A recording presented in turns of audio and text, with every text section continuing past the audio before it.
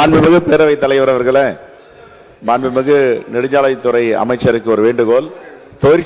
தொழிற்சாலைகள் நிறைந்த திருப்பெரும்புதூர் தொகுதியில் பல ரோடுகள் பழுதடைந்திருக்கிறது. நீங்கள் மீண்டும் இரண்டாவது முறை ஆட்சிக்கு வருவது உறுதி என்று தமிழ்நாட்டு மக்களால் முடிவு செய்யப்பட்டது. இருந்த போதிலும் தேர்தலுக்கு முன்பாக எந்தெந்த சாலைகள் செப்பனிட வேண்டுமோ பழுது பார்க்க வேண்டுமோ அதை பார்த்து தருவார்களா என்று தாங்கள் வாயிலா கேட்க விரும்புகிறேன். மாண்புமிகு அமைச்சர் அவர்கள்.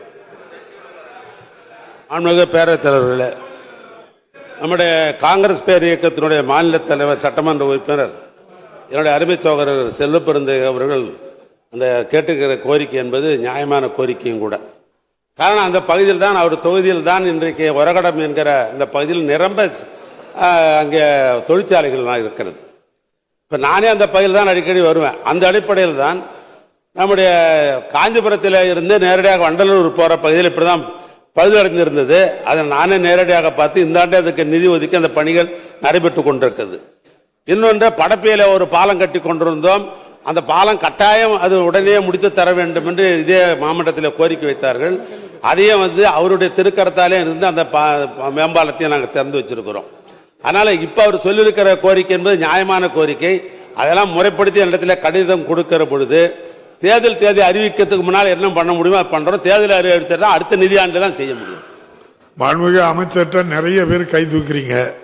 கேள்வி கேட்கிறவங்களும் சுருக்கமா சொல்லணும். மாண்புமிகு அமைச்சர் பெருமக்களும் எல்லாருமே சுருக்கமா சொன்னா கூட 2 பேருக்கு வாய்ப்பு கிடைக்கும்.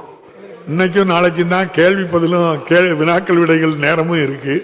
அதை மனதில் வைத்து எல்லோரும் கேள்வியும் கேட்க வேண்டும், பதிலும் இருக்க வேண்டும் என்று எதிர்பார்க்கிறேன். ஈஸ்வரன் அவர்கள்.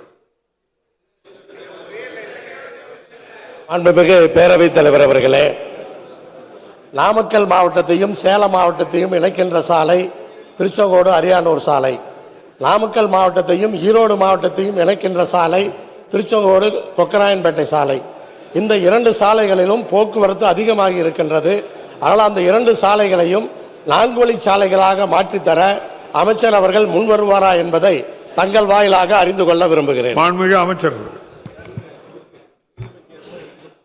மாண்புமிகு பேரவைத் தலைவர் பேரு ஈஸ்வரன். கேட்டதும் கொடுப்பதுன்னு கிருஷ்ணன் வைணவத்தில் ஒரு பாடல் உண்டு. ஆனால் இப்போ இவர் என்னென்னலாம் இந்த 5 ஆண்டு காலத்தில் கேட்டாரோ அதையெல்லாம் திராவிட மாடல் ஆட்சியில் இந்த 4 கேசாலாம் கட்டாயம் செய்து கொடுத்துருக்குறான். பட்டியல் இருக்குது. ஆனால் அவர் சொல்லுகிற 2 சாலை முக்கியமான சாலை தான். ஏன்னா நான் பலமுறை அந்த சாலையை நானே பயணித்திருக்கிறேன். அது முக்கியமான சாலையும் கூட. ஆனால் அடுத்த நிதியாண்டிலே அதுக்கு முன்னுரிமை அளிக்கப்பட்டு அந்த 2 சாலையும் எடுத்துக்கொள்ளப்படும். மாண்புமிகு பிச்சாண்டி.